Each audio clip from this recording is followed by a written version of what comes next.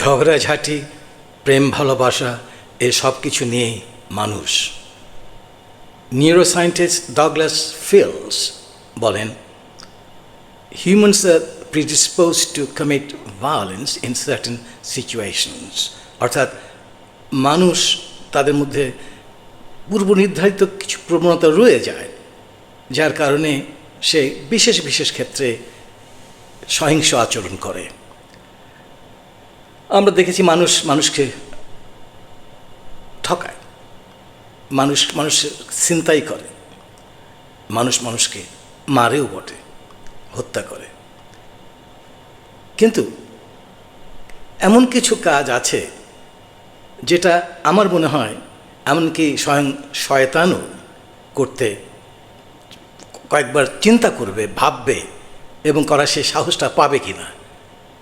শয়তান বলেন, মেফিস্টোফেলেস বলেন, যাই বলেন না কেন। এখন এই কথাটা আমি এই জন্য বলছি যে কদিন আগে আমরা দেখলাম এক বীভৎস হত্যাকাণ্ড।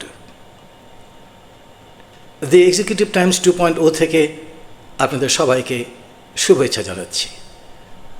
হ্যাঁ, আমি রামিসার কথাই বলছি। 7 কি 8 বছর বয়স হবে, ফুটফুটে চেহারা মেয়েটি।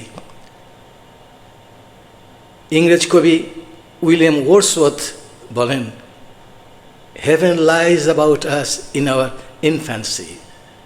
আমাদের শিশুকালে এই স্বর্গ বা বেশ তো যাই বলেন না কেন আমাদের মাঝেই বিরাজ করে। রামিসাকে দেখলে মনে হয় সেই স্বর্গেরই একটি প্রতিফলন, সেই স্বর্গেরই একটি চিত্র। কি মিষ্টি চেহারা, কি ইনোসেন্ট চেহারা, নিষ্পাপ, আপন মনে খেলছে তার বাসার সামনে। তারপর হঠাৎ এক বীভৎস কাণ্ড হয়ে গেল। ওই মানুষরূপী দানব, নরপিশাচ এলো। তারপর বাকি ঘটনা আমরা জানি, যা বর্ণনাও করতে আমাদের বিবেকে বাঁধে, আমাদের গা শিউরে ওঠে। সেই জন্য আমি এটা বলছি না, আপনারা সবাই জানেন কাহিনী। এই সমাজে এই যে ঘটনাটা ঘটল, এরপরে আমরা কি দেখলাম যে এই রামিসার বাবা কি যখন বলা হলো উনি কি বিচার চান কিনা বা এই জাতীয় কিছু বলা, তিনি বলেন যে তার বিচার উনি চান না, কারণ উনি জানেন যে এটা বিচার হবে না।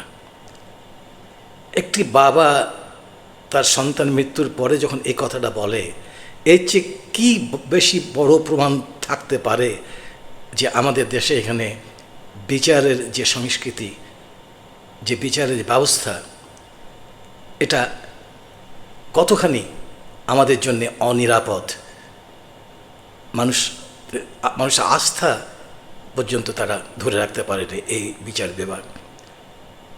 কারণ রামিসার বাবা জানে যে পুলিশ আছে, পুলিশ বলে, এরপর সেখানে আইনজীবী আছে, বিচারক আছে, পলিটিশিয়ানস, রাজনীতিবিদ আছে এবং অর্থশক্তি আছে।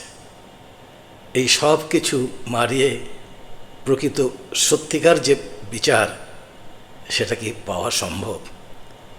এইটাই রামিসার বাবার কণ্ঠে ধ্বনিত হয়েছে যখন সে বলেছে বিচার চাই না। এখন আমি শেখ হাসিনার কথাতে চলে আসি। কদিন থেকে একটা কথা চলে আসছে, যেটা চলতি বাংলায় বলা হয় চাউর হয়ে আছে। সেটি হলো যে শেখ হাসিনা নাকি খুব তাড়াতাড়ি ফিরে আসছে এখানটায়। শেখ হাসিনা ফিরবে কি ফিরবে না এ বিষয়ে মানুষের একটু আগ্রহ থাকবেই, থাকার কথা। কিন্তু আমি এটা নিয়ে অনেক কথাও হয়েছে, কিন্তু এই প্রশ্নের অবতারণও করছি একটা বিশেষ কারণে।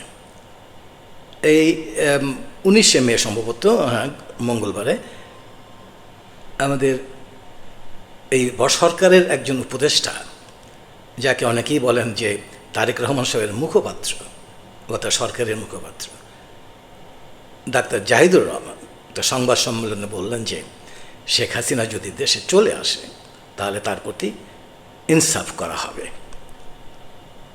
এই ইনসাফ করার প্রশ্নটা ওঠে কেন? এটা কি এই জন্যে যে এর আগে তার প্রতি ইনসাফ করা হয়নি? এখন আপনারা অনেকে বলতে পারেন যে না না, এরপরে তো ব্যাখ্যা দিয়েছে এই ডাক্তার জাহিদ, বলেছে যে এখানে কোনো রকম উনি আসলে ওনার কোনো এক্সট্রা জুডিশিয়াল কিলিং হবে না, তো তাকে বিচার বহির্ভূতভাবে কোনো হত্যাকাণ্ড ঘটানো হবে না, ইত্যাদি ইত্যাদি। এখন এই কথা বলা মানে কি? বিচার বহির্ভূত হত্যাকাণ্ড হবে না, এটা এটা কে করবে? অর্থাৎ সরকার কি তাহলে বিচার বহির্ভূত হত্যাকাণ্ড ঘটায়? আবার অনেকে বলতে পারেন যে এখানে তো উনি হয়তো এটা বোঝাতে যাচ্ছেন যে মবটাও হবে না। তাহলে কি মবটাও কি হবে না, বা মবটা হবে, এগুলোও কি সরকার নিয়ন্ত্রিত করেন? এই প্রশ্নটা ওঠে কেন? ওয়াই? শেখ হাসিনা যদি আসে, কথা যখন শোনা যাচ্ছে, হয়তো এরকম একটা চিন্তা হতে পারে যে শেখ হাসিনা হয়তো দেশে ফিরে আসতেছে। ঠিক আছে, উনি বলতে পারেন আসলে তুমি যেটা হবে, যেটা যেভাবে বিচার ব্যবস্থা আছে সেভাবে হবে। এখন যদি মনে প্রতি ইনসাফ করা হবে, তো এখন এইখানে অনেকগুলো প্রশ্নের জন্ম দেয়। ওনার যে বিচার করা হয়েছে সেখানে হয়তো ইনসাফ করা হয়নি, সেই যে ট্রাইব্যুনাল এটাও হয়তো সঠিকভাবে সিদ্ধান্ত দেয়নি, তো অনেক প্রশ্নের জন্ম দেয়। এখন এই ডাক্তার জাহিদুর রহমানের আগেও অনেক বেফাস মন্তব্য করেছেন, আমি বলেছি আগে। তো এইভাবে উনি যদি করতে থাকেন তাহলে তারেক রহমান সাহেবের আর অন্য কাউকে লাগবে না, অর্থাৎ জামাত ইসলামকে লাগবে না বা এনসিপিকে লাগবে না তাকে অজনপ্রিয় করে তুলতে। আবারও দেখা হবে।